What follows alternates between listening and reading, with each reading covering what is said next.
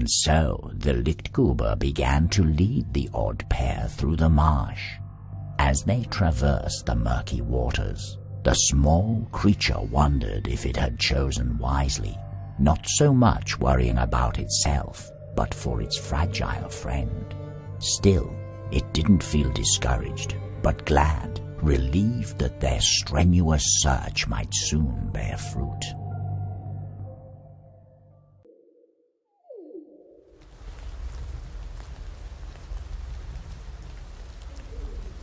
As the small creature looked around, it could see nothing but tall, dark trees encroaching on the clearing. Where are we? Is there someone here that might be able to help her? The Lichtgruber raised his lantern. This place, it wasn't always like this, you know. Over the years, it has been the destination of many ailing beings in need of help. Not anymore. It's been corrupted. We shouldn't have come. The Lichtgruber turned his attention towards the trees. Some of them are still here. The creature felt a nervous tug on its ear as it responded. If you hadn't helped us, we would never have gotten out of the marsh. I don't think we have any choice but to move forward. The creature looked at its friend before continuing. If this place used to be as powerful as you said, there has to be someone still here that can help. I will make sure that no harm comes to her. The creature tried its hardest to sound sure of itself, and its words seemed to calm the Alva down, if only a little. Very well. If there is something that would be of help to you in this place, I hope you find it. Good luck to you both, kind friends. I bid you farewell. The Lichtgruber bowed before slowly fading away as he drifted back towards the marsh.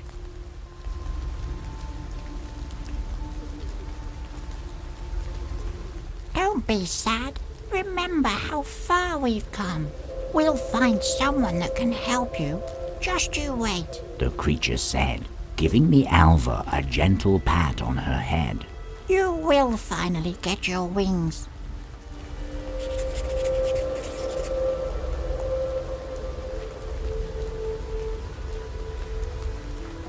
As the creature touched the pungent-smelling horn, it crumbled, turning to dust in its hands.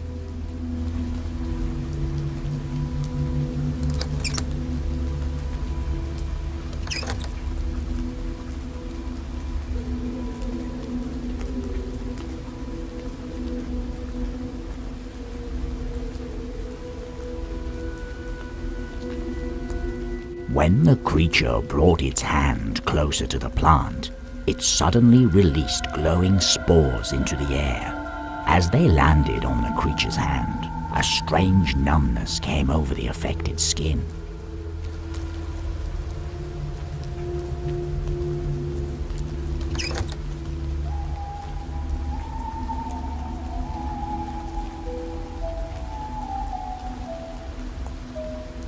This place has an unsettling feeling to it, the small creature whispered as they walked through the abandoned encampment. Why did they leave all of their belongings behind?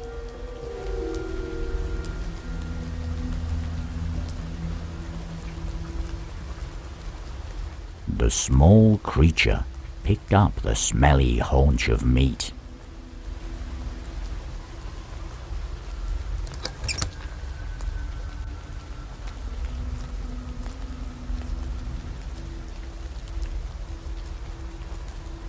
Inside the tent, the creature found a thin, slightly bent metal blade.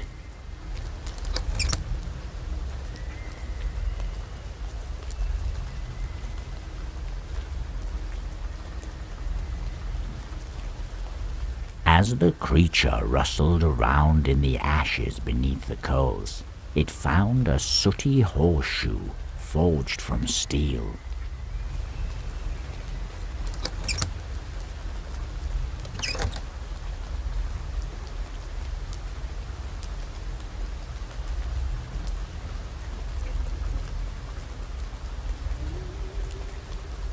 The creature picked up the cloth canvas, along with the partially corroded iron post.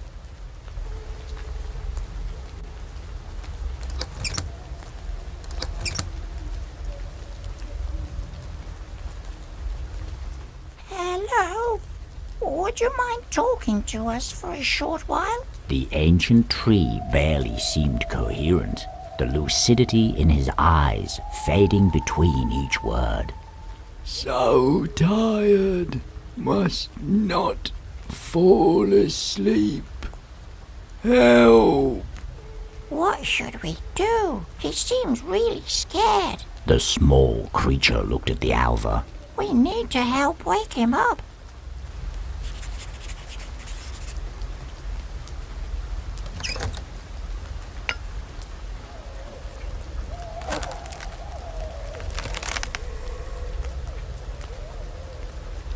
As the creature blew the smelling salt onto the ancient tree, he quickly recovered from his drowsiness. Thank you, He exclaimed in a drawn-out fashion, both eyes wide open. thank you both. I almost fell asleep, you know, just like my brothers. You mustn't. The ancient tree's voice turned mellow as he looked out across the campsite. None of them wanted to talk to me, so I simply remained silent. Suddenly, it almost took me, the glow. Almost, but you made sure it didn't. That would have been bad, very bad indeed. The ancient tree sighed. I wish I could repay you, but unless you're in need of herbal knowledge, I'm afraid I can't offer you much in return. If you should happen to find any herbs you would like me to process, I'd be happy to help. He said before munching enthusiastically. Although I would need to rinse this horrible taste from my mouth before I could create a proper mixture. If you're in need of my help, could I first trouble you to find me something scrumptious that will restore my taste buds?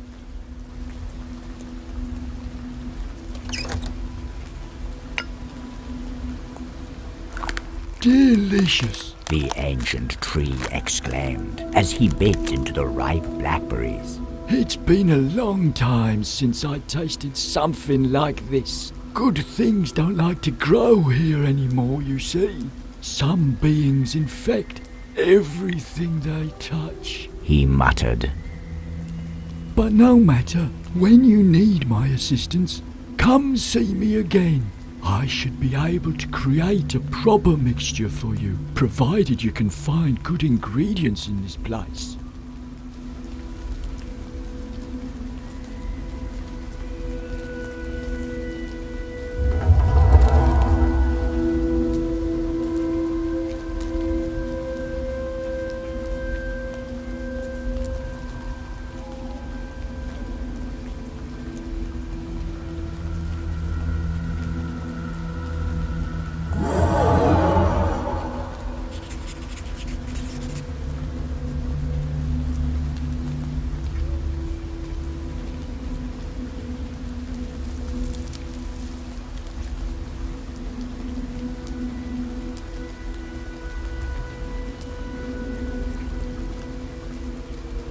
The ants didn't seem to mind the creature picking up a handful of the leftover straws.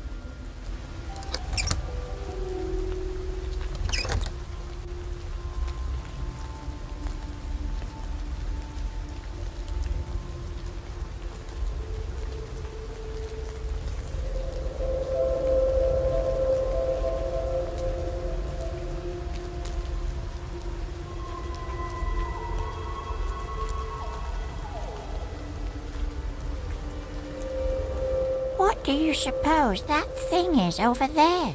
Do you see it? The creature asked the Alva. who was leaning forward in an attempt to spot the small object.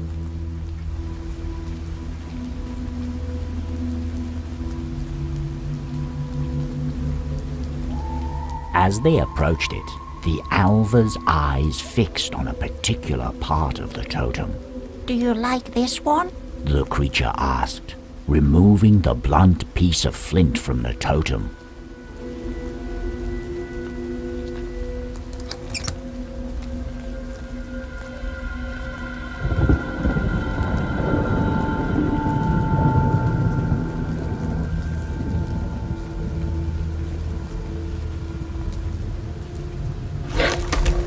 Wow! The creature quickly took a step back, surprised by the mangy arm that had suddenly appeared from below the cliff.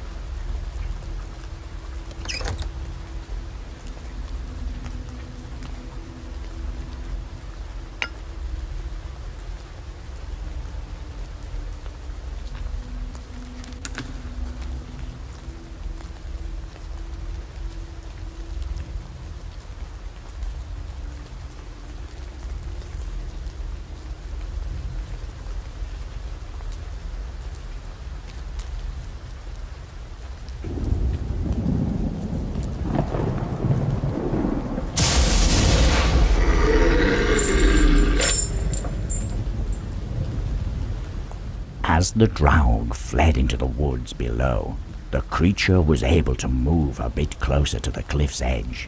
In its escape, a ring had fallen from the Draug's finger, now glimmering in the darkness. The creature held it in its palm while they observed it. It almost appeared as if it had somehow been affected by the power of the sky's lightning, the gem decorating it clearly reflecting the stars' light, almost amplifying their glow.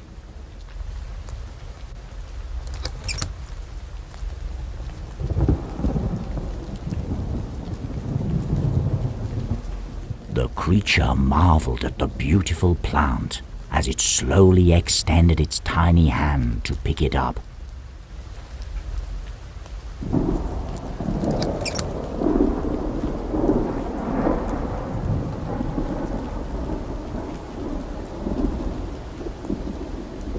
The creature didn't have any trouble pulling the thin blade from the moist soil.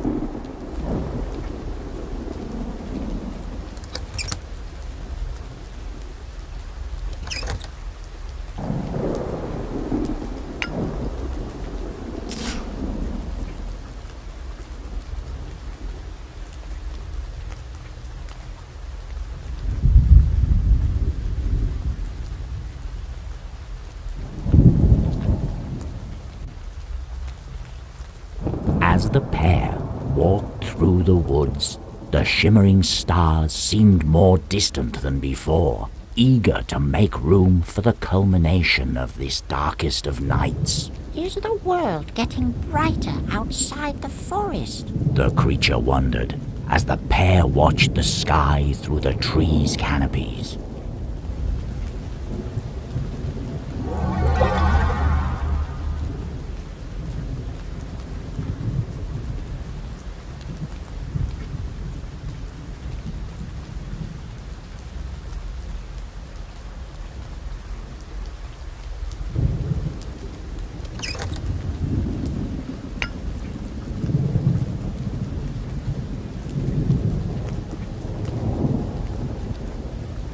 With a quick snip of the scissors, the large plant fell down in the creature's hand. As it looked down at the plant, the once strong glow emanating from it was beginning to fade away.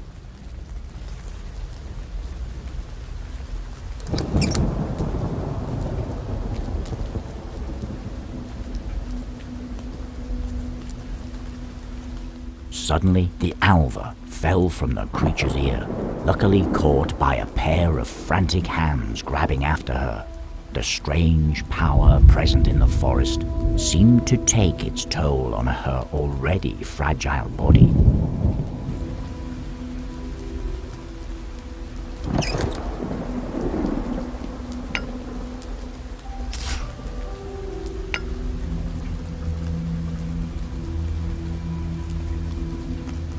How about these? The creature asked as it presented the herbs to the tree. Perfect. These would mix well. One moment, my friends. The ancient tree cleared his throat before continuing to chew both plants into a thick salve. After chewing for a good while, he continued.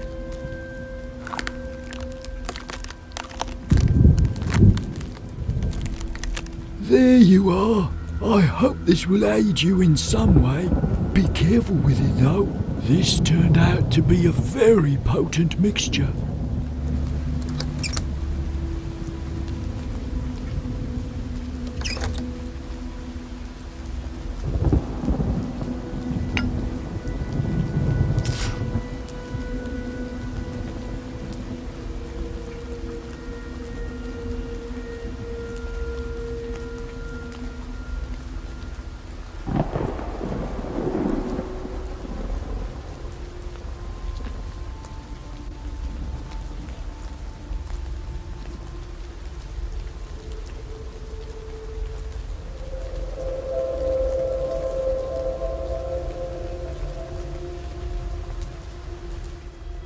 Hello? We don't mean you any harm.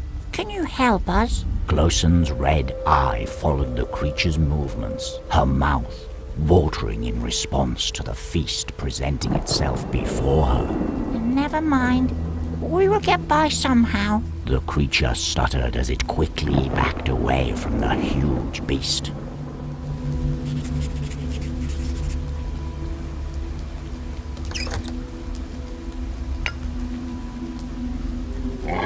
Here you are.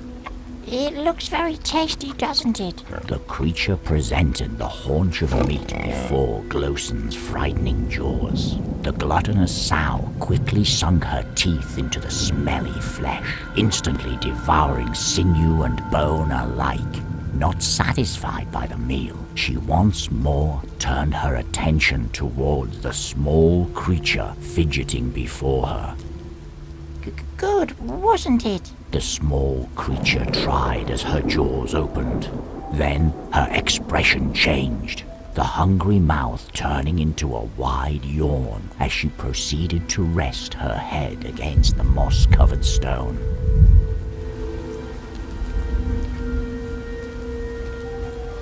As she fell into a deep slumber, the thorns emanating from her body retracted from the clearing.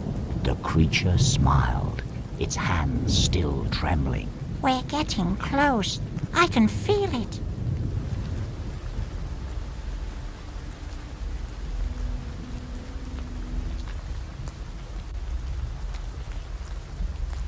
As the pair arrived at the deepest part of the forest, an unnerving silence instilled itself in the clearing.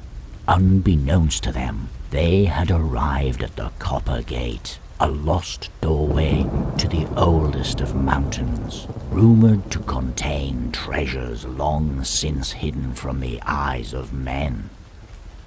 As they stood there, the faint wind carried with it soft-spoken whispers in a strange tongue throughout the woods, spreading a sense of unease to plant and animal alike.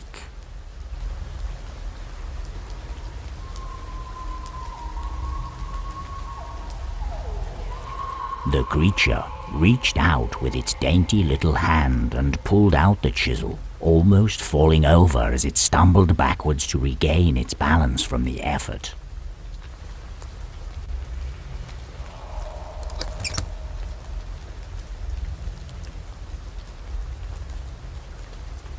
The creature reached down and picked up the two branches.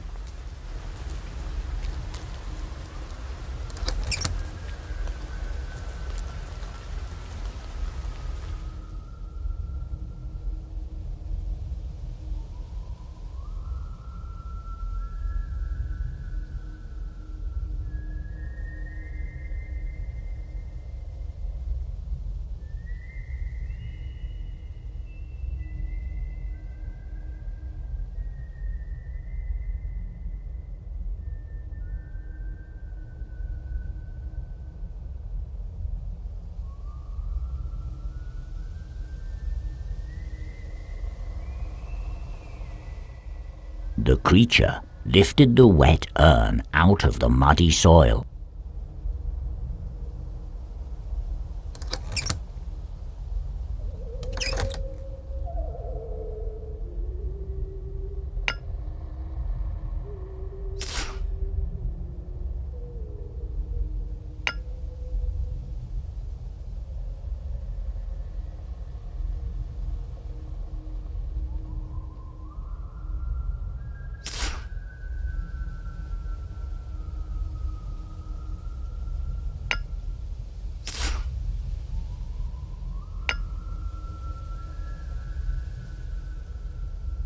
Striking the piece of flint against the horseshoe caused tiny sparks to scatter onto the tinder. As it began to smolder, the creature carefully placed it in the fireplace, igniting the branches.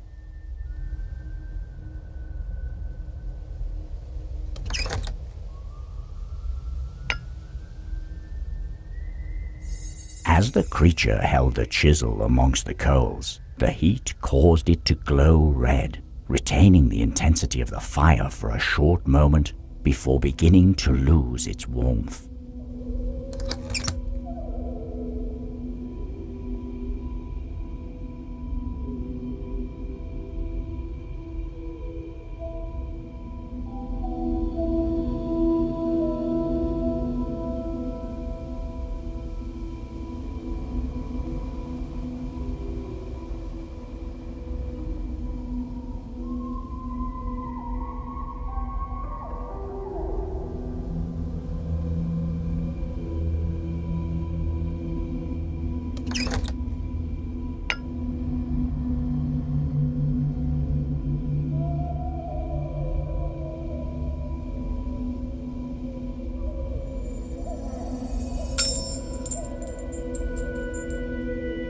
As the creature held the heated chisel against the base of the chain, the iron slowly began to glow red, allowing it to break the link holding the chain in place.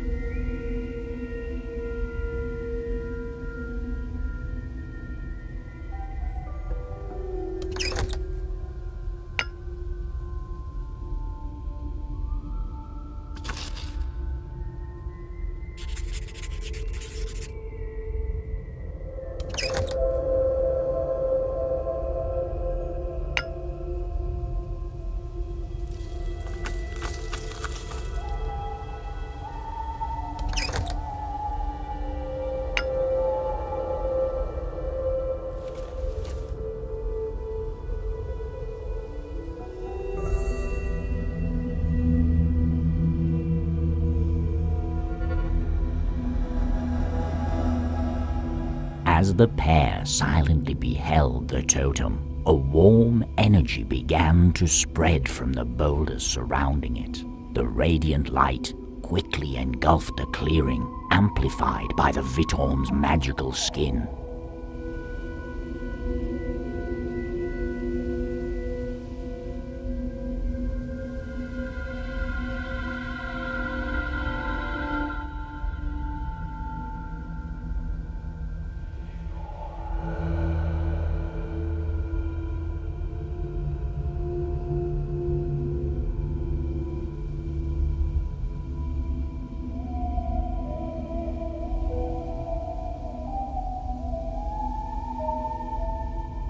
As the shadowy being didn't seem to mind, the creature and Alva decided to borrow the pages and stone fragment hanging from its waist, hoping to find some sort of clue regarding the strange place they currently found themselves in.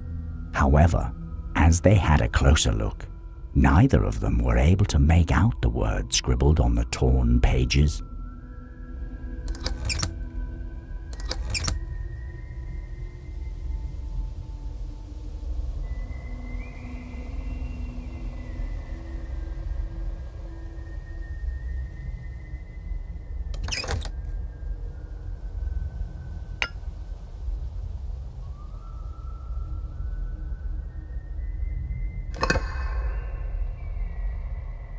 After placing the stone fragment, the creature quickly backed away in response to a loud crackling noise emanating from the statue, lasting but a moment before leaving room for the silence to reinstill itself in the clearing.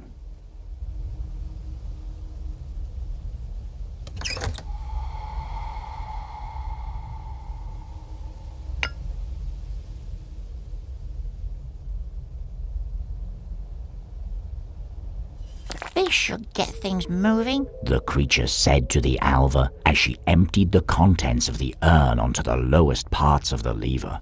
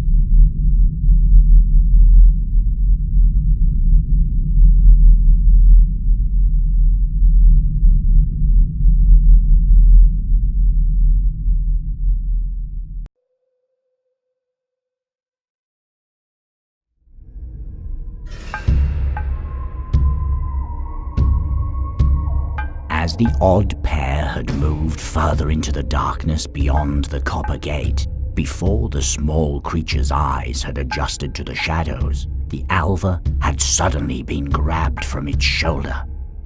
A gigantic shape had picked up the helpless Alva and placed her inside a glass sphere strung up from the ceiling. 3 beings slowly emerged from the darkness, who didn't seem at all interested in the small creature standing before them, and appeared to be squabbling with one another. "Look at it! Look at it!" the fat-nosed troll chanted, enthusiastically pointing at the Alva with one of his chubby fingers. "It looks so yummy! Let me chew it a bit and I'll let you two know what it tastes like." The fat-nosed troll made a guttural sound, spouting and drooling saliva as he mustered all his strength in an effort to grab the Alva. But the slim-nosed troll quickly gripped the glass sphere with his long, nimble fingers, keeping it out of the fat-nosed troll's reach. "The shiny one is doing fine right here in my ball. I found it. It's mine. Swallowing my shinies will be the last thing you do before I got you like a little fishy." "Quiet!" Burger Kangan bellowed, immediately bringing the argument to a halt. "I'm thinking," he then continued, letting out a troubled sigh. Irritated by being interrupted, the slim-nosed troll quickly retorted, "Thinking? That's all you do? We have been sitting here for so long. I don't even know why we came to this place. I say we leave and take the shinies with us." Burger Kungan slowly turned his head towards the slim-nosed troll, giving him a dreadful glare. The slim-nosed troll responded, with his nose pointing upward. Do what you want then. Search some more. Go ahead. You'll never find it here. Whatever it is you're looking for. I, however, have that which I desire right here. He carried on as he gave the glass sphere a